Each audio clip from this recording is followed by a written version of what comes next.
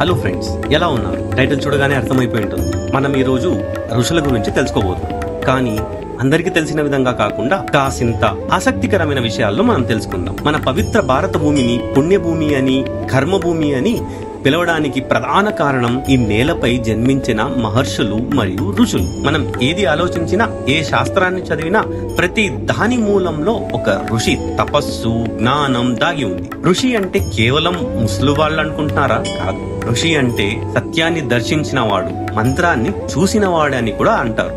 సులువుగా చెప్పాలంటే మనలోని చీకటిని చీల్చి వెలుగుని చూపించిన జ్ఞాన జ్యోతులు వీరు. సనాతన ధర్మానికి పితామహులుగా వేదాలు, ఉపనిషత్తులు వంటి జ్ఞాన నిధులను మానవాళికి అందించిన వారు. మన రామాయణ, మహాభారతం వంటి ఇతిహాసాలు, యోగ శాస్త్రాలు, ఆయుర్వేదం, జ్యోతిష్యం ఇవన్నీ ఋషులు మనకు ఇచ్చిన మహోన్నతమైన వారసత్వం.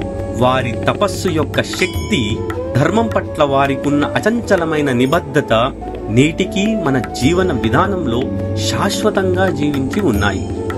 అది ఎలా అంటారా? చూద్దాం. మరి ఈ మహర్షులు భారత సంస్కృతిని, ఆధ్యాత్మికతను, మన రోజువారీ జీవితాన్ని ఎలా ప్రభావితం చేశారో, ఆ గొప్ప జ్ఞాన వారసత్వం ఏమిటో, ఋషి అనే పదానికి ఉన్న అసలైన అర్థమేమిటో ఈ రోజు వీడియోలో తెలుసుకుందాం. రండి, జ్ఞాన పరంపరలో ప్రయాణిద్దాం.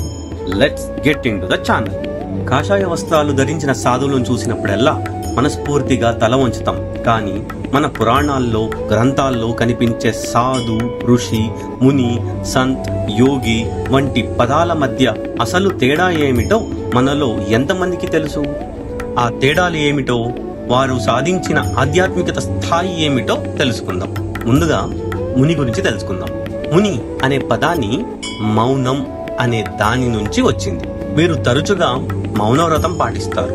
భగవద్గీతలో శ్రీకృష్ణ పరమాత్ముడంతటి వాడే మునిని గురించి ఇలా వర్ణించాడు.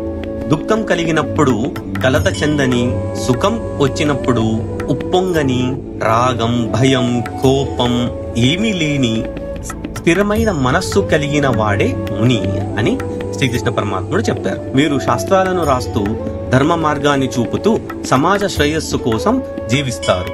ఉదాహరణకు నారద ముని మీ అందరికీ తెలిసిందే. సంత్ అని ఎవరిని పిలుస్తారో తెలుసుకుందాం.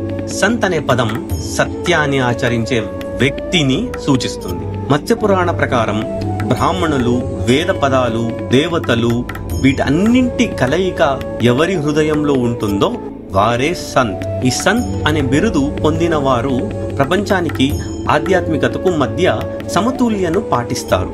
సంత్ కబీర్, సంత్ జ్ఞానేశ్వర్ దీనికి గొప్ప ఉదాహరణలు. మరి ఇప్పుడు సాధు గురించి తెలుసుకుందాం. సాధు అనేది సజ్జనుడు అని అర్థం. కామం, కోపం, లోభం, మదం, మాత్సర్య, అహంకారం వంటి 6 దుర్గుణాలను విడిచిపెట్టి ఆధ్యాత్మిక సాధన చేసే వ్యక్తిని సాధువు అంటారు. మరి యోగి అని ఎవరిని అంటారు? యోగి అంటే యోగాన్ని కలిగి ఉన్నవాడు. పతాంజలి యోగ సూత్రాల ప్రకారం మనస్సులోని ఆలోచనలను నియంత్రించే సాధన చేసేవారినే యోగులు అని అంటారు. మొత్తానికి ముని స్థిరమైన మనస్సుతో మౌనాన్ని ఆచరిస్తారు. సాధువు సాధన చేస్తారు.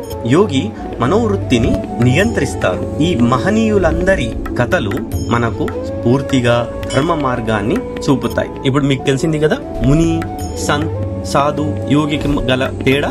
ఇప్పుడు ఋషి గురించి తెలుసుకుందాం. ఋషి గురించి చాలా ఆసక్తికరంగా ఉంటుంది. రోషయో మంత్ర ద్రష్టారహణతు కర్తారహ అంటే మంత్రాలను దర్శించిన వాడే కాని సృష్టించిన వాడు కాదు అని దీని అర్థం. ఈ ప్రపంచ శ్రేయస్సు కోసం లోతైన ధ్యానంలో దైవం నుంచి అద్భుతమైన పదాలను, జ్ఞానాన్ని చూసి వాటిని గ్రంథాలుగా అందించిన వారే ఋషులు.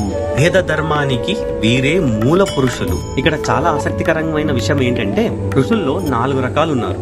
అవేంటో చూద్దామా? దేవర్షి, బ్రహ్మర్షి, మహర్షి, రాజర్షి. దేవలోకంలో ప్రతిష్ట కలవారిని దేవర్షులు అని అంటారు. ఉత్తమ శ్రేణికి చెందిన మహర్షులను బ్రహ్మర్షులుగా అంటారు. సామాన్య ఋషి స్థాయిని దాటి గొప్ప ఋషులను మహర్షులు అని అంటారు. రాజుగా ఉంటూనే ఋషితత్వం పొందిన వారిని రాజర్షి అని అంటారు. మన రోజువారీ భాషలో ఋషి అంటే కేవలం ఋషి అని మాత్రమే తెలుసు. కానీ ఈ ఋషుల్లో కూడా ఈ 4 రకాలు ఉన్నారని ఎంతో ఆసక్తిగా ఉంది కదా. మనం రోజు ఆకాశంలో చూసే నక్షత్రాలు, ధృవతారకు దగ్గరగా కనిపించే 7 తారల సమూహాన్ని సప్త ఋషి మండలం అని అంటారు. ఈ 7 మహర్షులు కేవలం నక్షత్రాలు కాదు, ఈ సృష్టికి మూల స్తంభాలు. ధర్మాన్ని నిలబెట్టడానికి, జ్ఞానాన్ని అందించడానికి బ్రహ్మదేవుడు స్వయంగా సృష్టించిన మహనీయులు వీరు. అసలు వీరు ఎలా పుట్టారు? ఎందుకు వీరు మాత్రమే అంత ముఖ్యులు? ఎన్ని కోట్ల సంవత్సరాలు వీరు జీవిస్తారు? అన్ని ఆసక్తికరమైన ప్రశ్నలకు సమాధానం ఈ రోజు తెలుసుకుందాం. సప్త ఋషులు.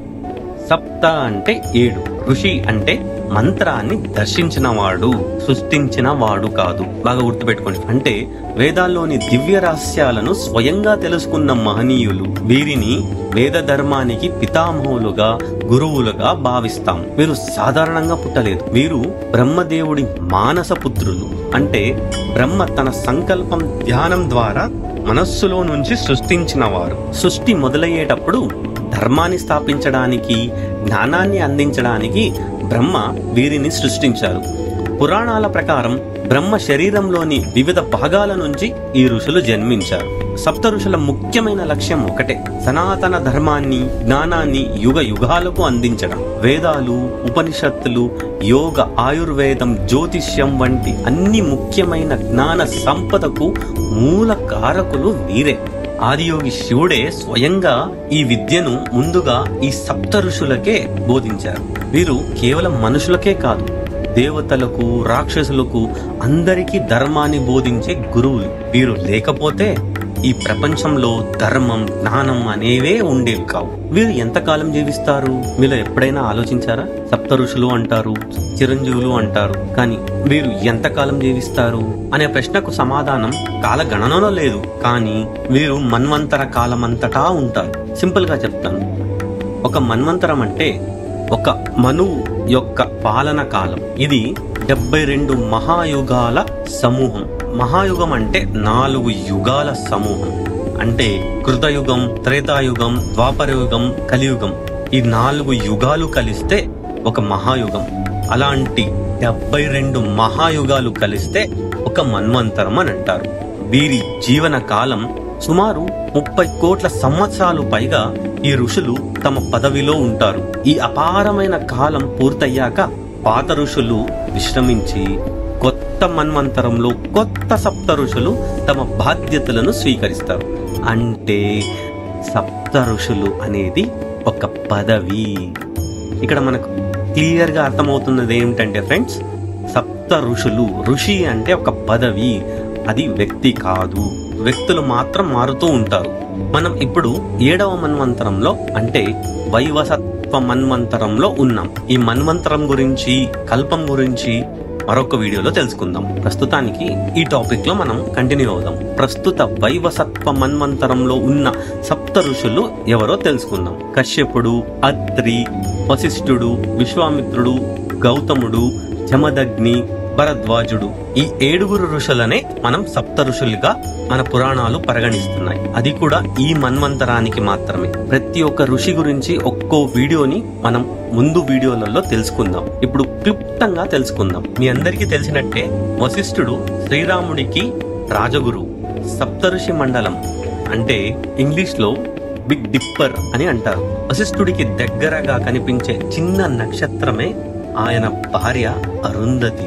ఈ పేరు వినగానే మీకు ఏదైనా గుర్తుకొస్తుందా? కరెక్ట్, మీరు అనుకుంటున్నదే. హిందూ వివాహాల్లో వధూవరులకు ఆదర్శ దంపతులుగా వీరినే చూపిస్తారు. ఇక విశ్వామిత్రుడు మొదట క్షత్రియ రాజుగా ఉన్న తన తపస్సు శక్తితో బ్రహ్మర్షి పదవిని పొందినవారు. గాయత్రి మంత్రాన్ని అందించినది కూడా విశ్వామిత్రుడే. మీలో ఎంతమందికి తెలుసు? తెలిస్తే కమెంట్ లో రాయండి. విశ్వామిత్రుడు వశిష్ఠుడితో పోరాడి చివరికి జ్ఞానంతో శాంతించిన వారు. వీరు శ్రీరాముడికి దివ్యాస్త్రాలను కూడా నేర్పించారు. ఇక అత్రి, ఈయన భార్య అనసూయ. అనసూయ పాతివ్రత్య శక్తి గురించి పురాణాల్లో చాలా ఉంది.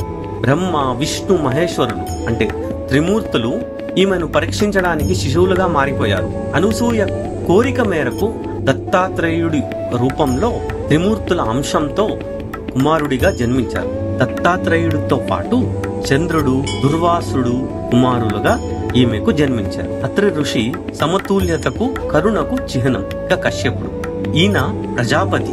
మానవులకి తండ్రి. ఇది కొంచెం ఇంట్రెస్టింగ్ గా ఉంది కదా. ఇది నిజం. కశ్యపుడు మానవులందరికీ తండ్రి. ఇది ఎలాగో మరో వీడియోలో తెలుసుకుందాం. ఈయనకు అదితి, దితి అనే 2 భార్యలు. ఈయనకు చాలా మంది భార్యలు ఉన్నారు. అందులో ప్రధానమైన భార్యలు వీరే, అదితి, దితి. ఇందులో అదితి సంతానమే దేవతలు. వీళ్ళని ఆదిత్యులు అని కూడా అంటారు. కాగా దితి సంతానం రాక్షసులు. వీరిని దైత్యులు అని కూడా అంటారు. అంటే దేవతలు, రాక్షసులు అందరూ కశ్యపుడి నుంచే జన్మించారు. చాలా ఇంట్రెస్టింగ్ గా ఉంది కదా ఫ్రెండ్స్. సప్త ఋషులు ఎక్కడ ఉంటారు? వీరు 2 చోట్ల ఉంటారు. ఒకటి ఆకాశంలో, 2 మన భూమిలో. అది ఎలాగో ఇప్పుడు తెలుసుకుందాం. ఆకాశంలో వారు నిరంతరం ఆకాశంలో సప్త ఋషి మండలం, మనకు తెలిసినట్లుగా బిగ్ డిప్పర్ అనే నక్షత్ర మండల సమూహం నక్షత్ర కూటమి రూపంలో కనిపిస్తారు. ధృవతారను కనుగొనడానికి ఈ 7 నక్షత్రాలే దారి చూపిస్తాయి.